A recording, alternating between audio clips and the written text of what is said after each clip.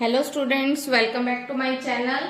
हम कर रहे थे 5.3 एक्सरसाइज और अब हमें करना है 7th क्वेश्चन। 7th क्वेश्चन में आपको क्या दिया हुआ है,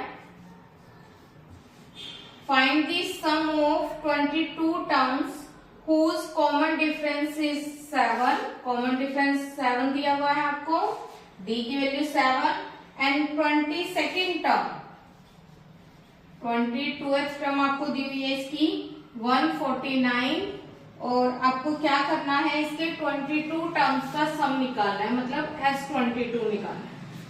तो इसके लिए हमें क्या चाहिए, n हमारे पास है, d भी है, हमें फाइंड क्या करना है, first of all a find करने के लिए हम क्या करेंगे, 22nd टर्म को हम लिख सकते हैं a plus 21d is equal to 149, a plus 21 d की वैल्यू 7 149 सोल्व करेंगे, 7 1 जा 7 7 2 जा 14 इज इक्वल टू 149।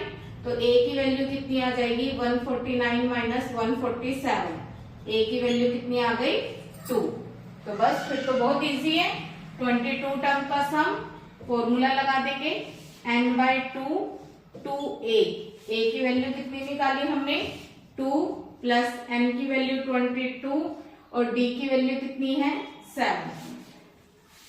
इसको सॉल्व करेंगे, 2 से कैंसिल होकर कितना आएगा 11, 2 2 जा 4 प्लस 11 मल्टीप्लाई 22 में से 1 माइनस करेंगे 21 इंटू 7 4 प्लस इसको मल्टीप्लाई करेंगे 4 1 7 1 जा 7 7 2 जा 14, दोनों को पहले प्लस करेंगे, प्लस करने पर कितना आ जाएगा हमारे पास 7 और 4 11 5 1 और इन दोनों को हम क्या कर देंगे मल्टीप्लाई करो, क्या आएगा हमारे पास 151 और फिर से 151, तो कितना आ गया हमारे पास 1661 और ये क्या आ गया हमारे पास 22 टर्म्स का सम। क्लियर है क्वेश्चन, बहुत इजी क्वेश्चन था, करो नोट डाउन।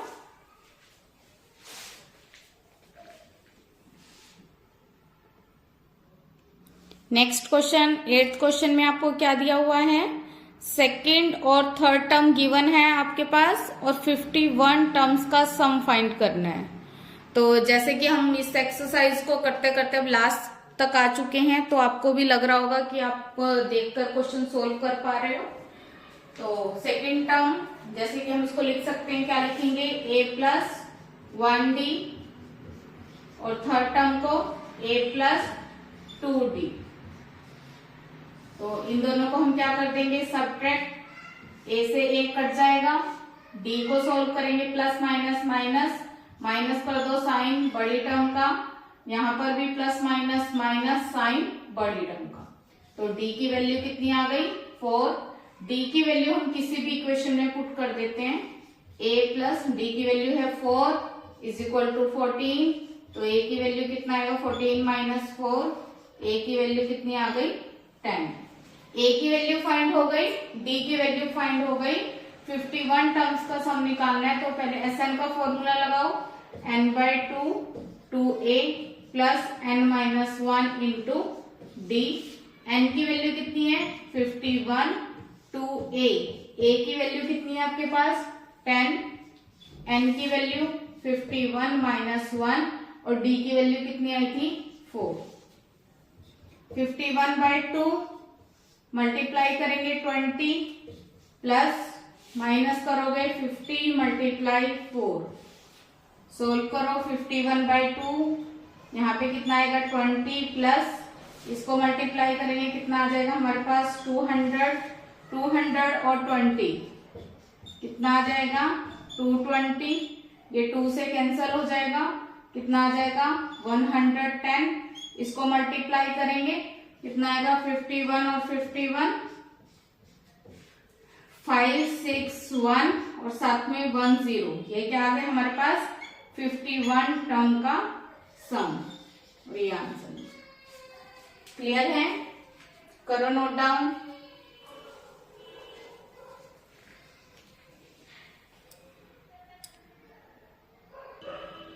नेक्स्ट क्वेश्चन थोड़ा सा अलग है पर इजी है ये भी। इसमें आपको क्या दिया हुआ है 9th क्वेश्चन में, in an AP some of 7 terms is 49। सम दिया हुआ है 7 टर्म्स का, कितना दिया हुआ है 49, and that of 17 terms is 289।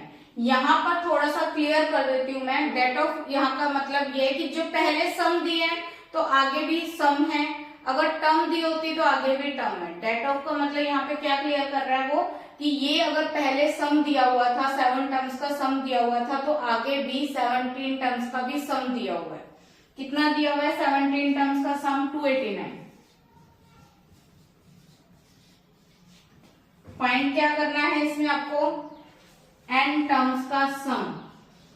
तो n टर्म्स के सम के लिए n तो आपको बता दिया, नंबर ऑफ टर्म्स तो n लेनी है, पर इसमें आपको क्या फाइंड करना पड़ेगा, a और d। तो a और d फाइंड करने के लिए हम दो इक्वेशंस फॉर्म करेंगे और फॉर्मूला लगा देंगे किसका, n/2। n इसमें क्या हमारे पास 7/2 हो गया, 2a plus 7 - 1 into d is equal to 49।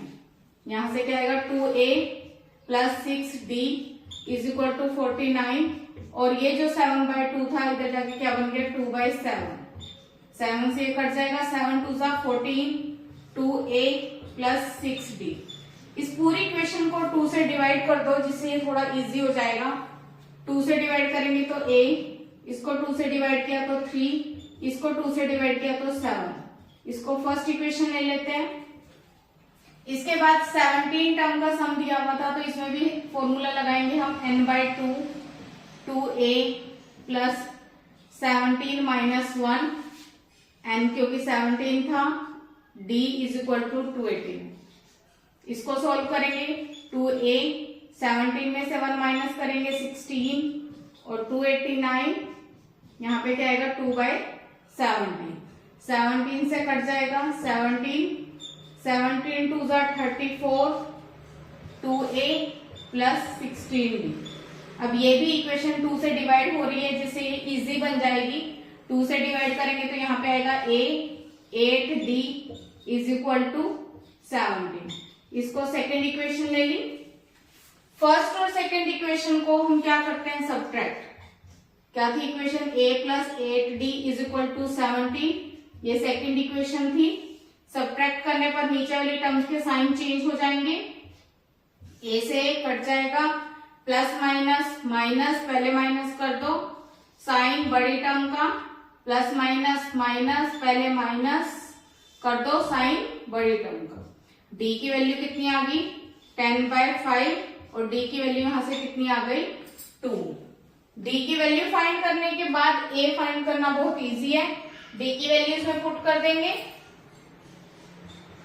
d की वैल्यू कितनी आई है हमारे पास 2 is equal to 17, a plus 16 is equal to 17, और a की वैल्यू क्या आ गई 17 माइनस 16, a की वैल्यू आ गई 1। a की वैल्यू मिल गई 1 और d की वैल्यू मिल गई 2।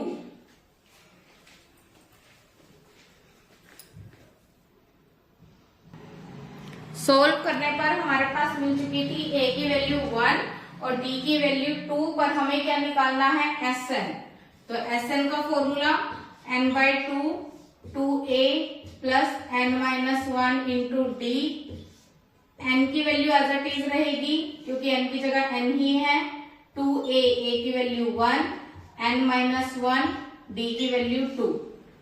सोल्व करेंगे कितना आएगा हमारे पास 2 प्लस 2n माइनस 2, 2 को अंदर मल्टीप्लाई किया, 2 से 2 कट जाएगा, n/2, और यहाँ पर कितना आ गया 2n।